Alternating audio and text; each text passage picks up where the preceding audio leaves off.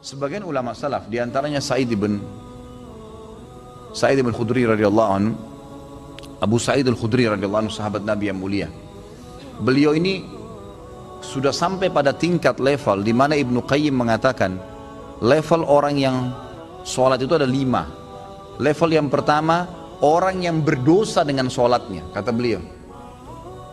Siapa ini orang yang berdosa? Orang yang sholat tidak sama sekali memberikan haknya. Ada orang sholat hanya karena disuruh oleh orang lain, hanya karena tidak enak, mau udu nggak udu terserah. Ini berdosa nih. Percuma dia sholat, dia berdosa. Karena di sini riya. Nah, itu. Dan tidak ada hubungannya dengan Allah SWT, malah berdosa dengan sholatnya. Ada orang yang kedua, sholat tapi nggak dapat pahala. Dia tahu diperintahkan sama Allah tapi tidak dapat pahala, karena dari awal takbir sampai salam semuanya mengkhayal. Ini orang yang percuma, nggak ada pahalanya. Masuk dalam sabda Nabi SAW, ada orang yang hari kiamat diremuk-remuk sholatnya seperti pakaian kotor lalu dilemparkan ke wajahnya. Karena dari takbir sampai salam nggak ngerti apa yang dia lakukan. Untuk apa sholat kalau begitu? Allah nggak butuh sholat kita, ikhwani. Allah nggak butuh. Biar kita sholat khusyuknya luar biasa, sujudnya sampai berhari-hari nggak angkat kepala, tetap aja Allah nggak butuh dengan itu. Kata Nabi SAW dalam hadis qudsi, Allah SWT berfirman, wahai anak Adam, apapun yang kau kerjakan tidak akan bermanfaat bagiku dan aku akan kembalikan kepadamu. Itu amal kalian yang akan bermanfaat buat kalian sendiri, tidak ada manfaatnya buat saya. Kata Allah SWT, hadis qudsi. Ini luar biasa, harus kita faham nih, yang tidak boleh salah dalam masalah-masalah seperti ini. Maka kita harus tahu bahwasanya sholat itu kita yang butuh dan bukan Allah Azza wa Jalla. Baik, Abu Sa'id al-Khudri, Ibnu Qayyim mengatakan tadi orang yang kedua adalah orang yang tidak dapat pahala sama sekali. Yang ketiga, orang yang dapat pahala. Dapat pahala, tapi pahalanya pas-pasan. Ini sesuai dengan sabda Nabi SAW. Ada orang yang sholat tidak akan mendapatkan kecuali setengah pahala sholatnya. Ada orang yang sholat tidak dapat kecuali 1/10 dari sholatnya. Jadi kecil, ada pahala tapi kecil. Lebih banyak menghayal daripada fokusnya. Yang keempat adalah orang yang sholat berusaha untuk fokus, gitu kan? Tetapi terkadang masih menghayal, masih terlintas. Maka ini lebih dominasi pahala yang dia dapatkan daripada hilangnya pahala. Karena kalau kita lagi baca Al-Quran atau kita lagi baca bacaan sholat, kemudian kita fokus, dapat konsentrasi, ikutin bacanya, dapat pahala terus per hurufnya, gitu kan? Pergerakan juga ada pahalanya. Tapi pada saat kita baca terus kita nggak sadar lagi menghayal, cuma lisan kita karena sudah terbiasa membaca jadi ngucapin kena rutinitas, itu nggak ada pahalanya, gitu kan? Itu nggak ada pahalanya. Orang yang keempat ini adalah golongan orang yang dapat mayoritas pahala sholatnya, tapi masih ada yang hilang. Bedanya tadi dengan orang yang ketiga, mayoritas pahalanya hilang, cuma sedikit yang didapatkan, gitu kan? Terbalik. Yang kelima ini yang luar biasa, orang yang sholat semuanya dari takbir sampai salam fokus. Bahkan kalau mereka sholat, mereka sudah lupa siapapun yang ada di sekitarnya. Mereka tidak perlu tahu tempat itu di mana mereka berada, sampai pada tingkat itu. Abu Sa'id al-Khudri radhiyallahu anhu dikatakan dalam riwayat dan masuk dalam poin yang kelima ini. Jadi bukan jangan anda katakan oh susah orang kalau fokus sholat, itu nggak ada susahnya. Asal dia mau, dia tahu dulu nilainya kadar sholat itu. Abu Sa'id al-Khudri berkata radhiyallahu anhu, saya pernah disuruh oleh Nabi SAW menjaga pasukan di malam hari dan Nabi SAW sedang tidur bersama dengan pasukan. Maka saya pun sholat di semak belukar. Pada saat saya lagi sholat, tiba-tiba ada mata-mata musuh dari jauh itu yang memanah ke arah saya dan tepatnya jatuh di jantung saya. Di tengah-tengah dadanya jatuh di jantungnya. Dia bilang lalu keluar darah. Tetapi pada saat itu saya sedang sangat menikmati surah Al-Kahfi yang saya baca, sehingga saya tidak merasakan perihnya dan sakitnya anak panah itu.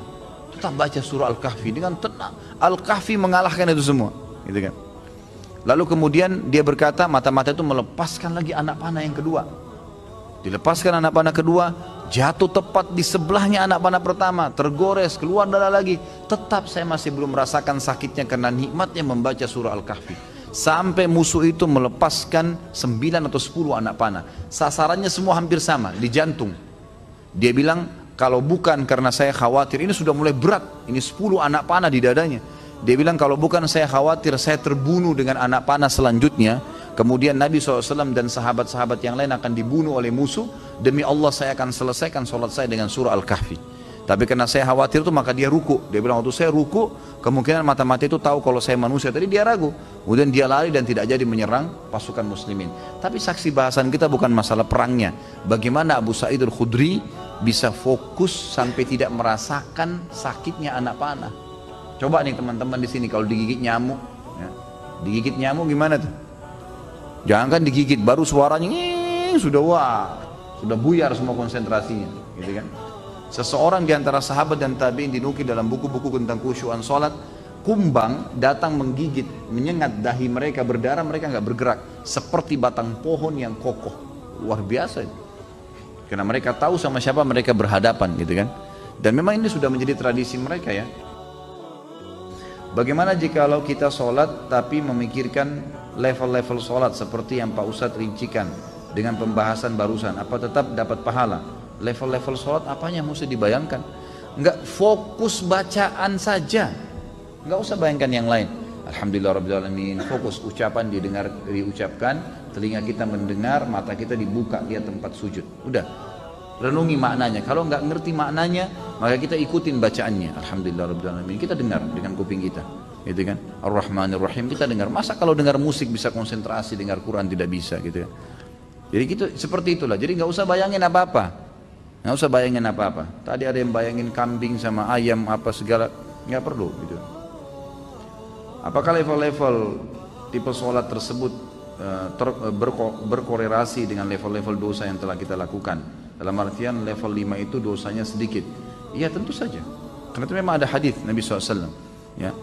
Jadi dosa itu bisa menghambat rezeki dan bisa menghilangkan atau mengurangi konsentrasi kepada Allah SWT. Malasnya kita ibadah justru karena adanya dosa. Salah satunya. Maka coba perbanyak istighfar. Perbanyak istighfar. Saya punya pengalaman pribadi, pernah saya belajar waktu saya masih SMA kelas 3 di kota Madinah pada waktu itu tahun 1993. Kemudian saya di masjid kampus lagi menghafal materi balaghah. Memang agak sulit waktu itu materinya. Saya coba hafal nggak bisa, lupa terus. Saya juga kalau sholat, gitu kan, sering kadang-kadang tidak konsentrasi, lebih banyak menghayalnya. Subhanallah, ada teman dekat saya, Dr. Muhammad namanya, sekarang baru selesaikan S3-nya doktornya. Adik kandungnya Dr. Sulaiman Rahili, sahabat dekat saya, gitu kan. Maka beliau datang ke saya dan mau mengajar. Waktu itu beliau tingkat 2 kuliah di kuliah hadis, ngajar saya. Sebelum buka buku balaghah itu saya dari asar nih sudah baca nggak faham-faham. Dari habis duhur malah. Pulang dari kelas ujian saya baca sampai menjelang isya belum faham. Habis isya dia datang ajar saya. Terus saya tanya, "Akhi, apa sih sebenarnya penyebabnya? Saya kalau sholat nggak konsentrasi, baca buku nggak bisa hafal-hafal." Dia ucapin kalimat subhanallah menyentuh saya. Dia bilang, "Mungkin kamu masih punya dosa." Padahal waktu itu saya masih kelas 3 SMA dan ini teman-teman perlu tahu ya, saya SMA itu di Madinah. Di Madinah itu nggak ada bioskop, nggak ada karaoke, perempuan semua bercadar, pakai jilbab. Hiburan kami itu dulu kampus, Masjid Nabawi, gitu kan. Kalaupun kita masuk ke mall, ke pasar-pasar, nggak ada musik, beli kebutuhan, kemudian pulang ke kampus. Nggak ada celah yang kita mengatakan ada dosa kayak di Indonesia. Orang yang masya Allah SMA-nya di sini luar biasa kemana-mana. Tapi itu saja masih cukup membuat saya tidak bisa khusyuk gitu.